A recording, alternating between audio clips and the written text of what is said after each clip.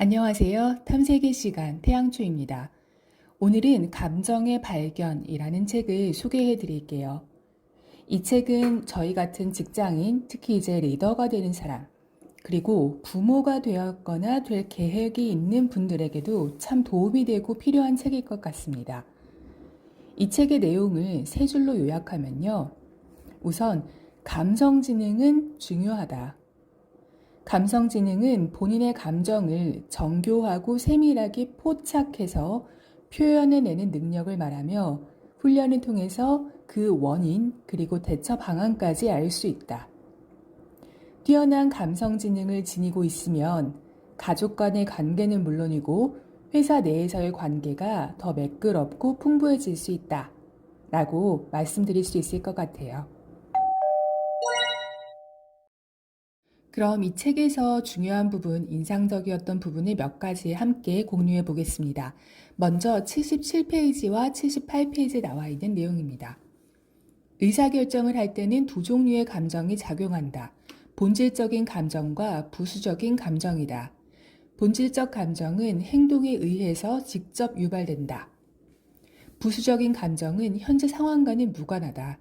앞서 설명했듯 아침에 아이들과 말다툼을 하면서 느낀 좌절과 분노는 출근할 때 차를 모는 방식이나 동료들과 나누는 대화에 영향을 미친다. 이러한 감정들이 무의식 중에 스며드는 것이다. 감정을 현명하게 이용하는 방법을 배우려면 감정과학자가 되는 수밖에 없다. 감정을 억누르거나 무시해서는 안 된다. 정확히 그 반대로 해야 한다. 인지하지도 못하는 감정에 더 이상 휘둘릴 필요가 없다. 감정과학자가 되면 사랑하는 사람들과 아끼는 동료들이 감정을 잘 관리하도록 도울 수 있다. 조금 더 살펴볼게요.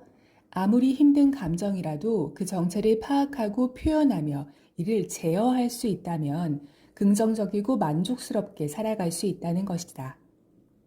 관찰 결과 많은 이들이 감정을 적절히 표현할 수 있는 단어를 찾지 못했다. 자신이 느끼는 감정의 정체를 알지 못하기 때문에 주변 사람들이 이해할 수 있을 만큼 제대로 표현하지도 못한다. 어떠세요? 저는 이 부분들을 읽으면서, 그래서 내가 가족들과 동료들과 감정적인 마찰이 있었구나라는 것을 다시 한번 상기할 수가 있었습니다. 예를 들면 이런 겁니다. 우리가 흔히 하는 말 중에 짜증나 라는 게 있죠. 근데 이 짜증나 라는 것은 사실 짜증나는 감정이 아닐 수도 있다 라는 겁니다. 감정을 세밀하게 분류하고 그것을 각각에 맞게 제대로 표현하는 방법에 배우게 되면은 우리가 짜증이라고 간단하게 표현한 것이 사실은 답답한 심경 또는 황당한 마음 아니면은 속상하거나 의욕이 꺾였다거나 아니면 의지가 생기지 않았다라는 감정일 수도 있다라는 이야기입니다. 사실은 속상하다라는 의미였는데 이 마음을, 이 감정을 짜증나라고 표현을 했기 때문에 이것을 들은 사람도 또 이 말을 뱉은 나도 이 감정을 제대로 처리하지 못했고 그래서 그 원인이 되는 것을 어떻게 해결할지에 대해서도 정확한 방법이 나오지 않았다라고 해석할 수가 있는 것이지요. 감성지능이 리더에게 더욱 중요하고요. 앞으로는 그 중요성이 더욱 강조가 될 것 같습니다. 책에 있는 내용을 조금 더 함께 살펴볼게요. 직장에서 일어나는 모든 일은 마음속에서 감정적인 사건이 된다.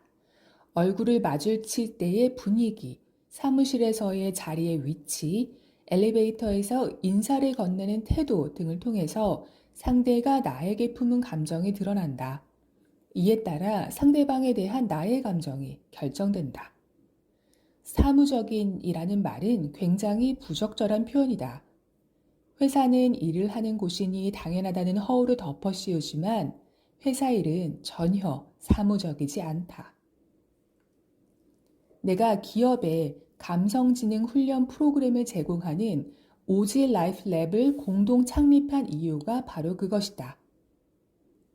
기업의 수익은 전 직원이 동기부여를 받고 있는지, 활력에 차 있는지, 공동의 목표에 헌신하는지에 달려있다는 사실을 여전히 이해하지 못하는 관리자가 많다. 최고의 직원은 감정의 힘을 인정하는 회사에 끌린다. 2014년에 펜실베니아 대학교 와튼스쿨 시걸 바이세이드와 조지 메이슨 대학교 올리비아 오닐은 사랑이 그것과 무슨 상관인가 라는 연구 논문에서 직장의 변화를 이끄는 특정 감정의 힘을 뒷받침하는 데이터를 제시했다. 그들은 다른 사람에 대한 애정, 연민, 배려, 다정함 같은 감정이 직장 동료들 사이에서도 유익하다는 주장을 펼치며 이를 동료의 문화라고 표현했다. 그럼 우리 이제 함께 생각을 해보도록 하죠. 리더에게 필요한 것은 무엇일까요?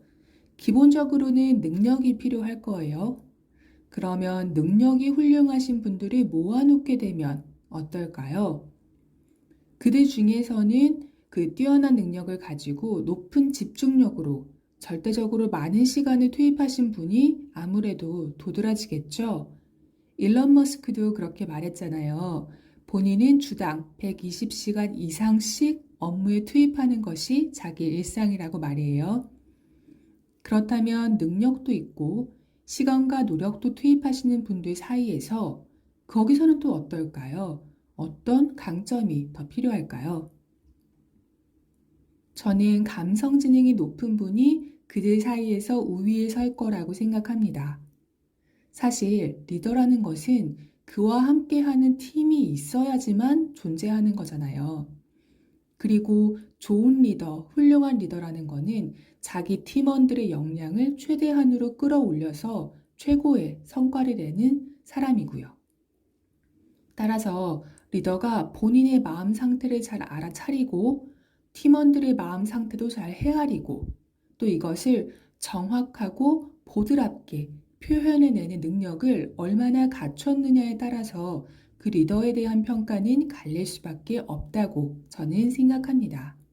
이것을 증명하는 또 내용들을 가져와 봤습니다. 무드미터, 보스턴 칼리지 제임스 러셀 교수가 개발한 원형 감정 모형을 토대로 제작했다. 감정 인식하기가 특히 중요한 이유는 의사소통이 대부분 비언어적으로 이루어지기 때문이다. 감성 능력을 갖춘 사람은 동년배에 비해 세심하고 동료나 연인과 더 좋은 관계를 맺으며 더 자신 있고 당당한 태도를 보인다. 감정혁명에 필요한 능력을 다시 설명하겠다. 첫 번째 단계, 현재의 감정을 인식하기. 두 번째 단계, 감정과 그 감정을 유발한 원인을 이해하기. 세 번째 단계, 감정에 적절한 이름 붙이기. 네 번째 단계, 감정 표현하기. 마지막 단계, 감정 조절하기.